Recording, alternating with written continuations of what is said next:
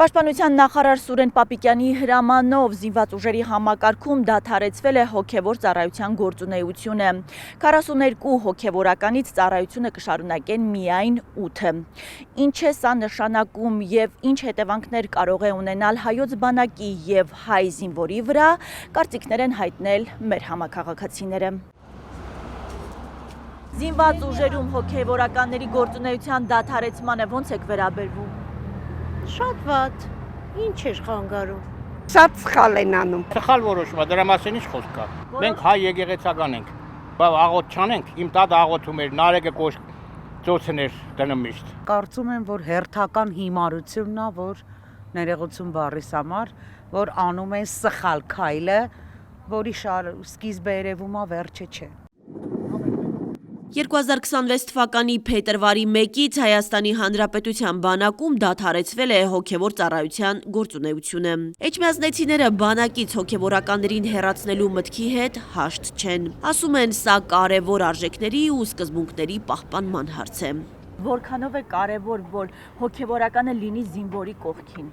Մեծ կարևորություն ունի, որտեղ ստրեսի մեջ են մնում երեխեքը, միտեղ չկա որ գնան հանգստանան, բացվեն, արտահայտվեն, բարի խոսք լսեն, սփոփվեն, չգիտեմ։ Առանց կանոնի չի լինում աղջիկս։ Իրենք նաև հոգեբան են, մանկավարժ հոգեբաններ են։ Ամեն ինչից, եթե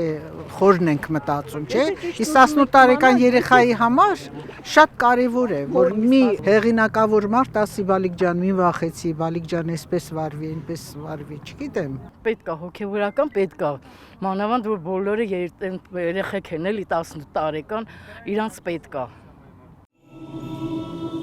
Զինված ուժերում հայ առաքելական եկեղեցու հոգևոր ծառայությունը ստեղծվել է 1997 թվականին ամենայն հայոց կաթողիկոս Գարեգին Առաջինի և պաշտպանության նախարար Վազգեն Սարգսյանի նախաձեռնությամբ։ Կանոնադրության համաձայն հոգևոր ծառայության խնդիրն է զինծառայողների հոգևոր սնումն ու անձնակազմի դաստիարակությունը քրիստոնեական և ազգային հայրենասիրական արժեքների հիման վրա։ Աստված թող պահպանի ձեզ,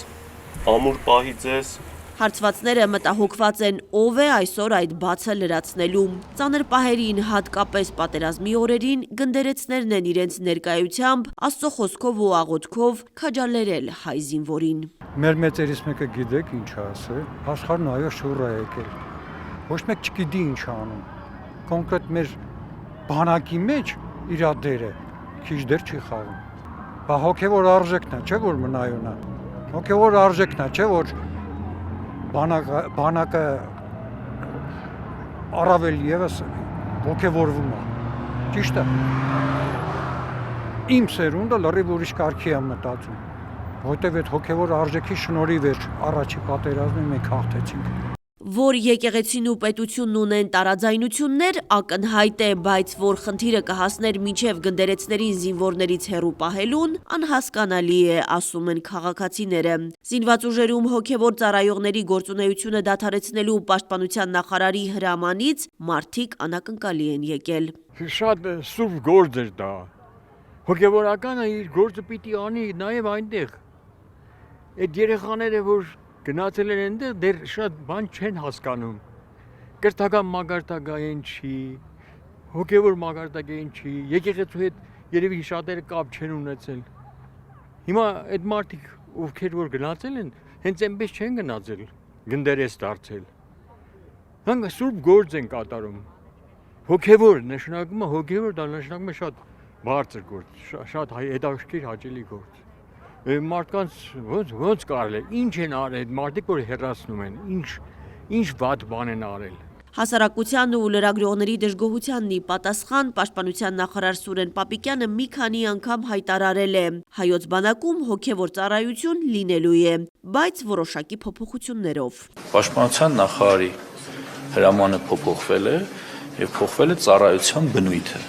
Այսինքն այն շահարկումները, որ հոգևոր ծառայությունը բանակում դադարեցվում է, ճիշտ չէ, բանակում կարող է շարունակվել հոգևոր ծառայությունը, պարզապես նրանք պիտի ենթարկվեն զինված ուժերի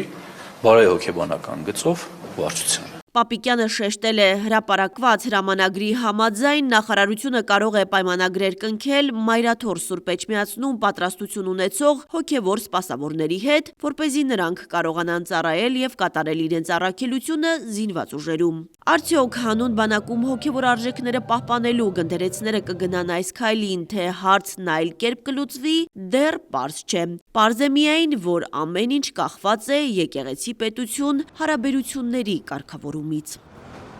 Հասմիկ Ֆահրադյան, Բեն Անտոնյան, Արմալուր։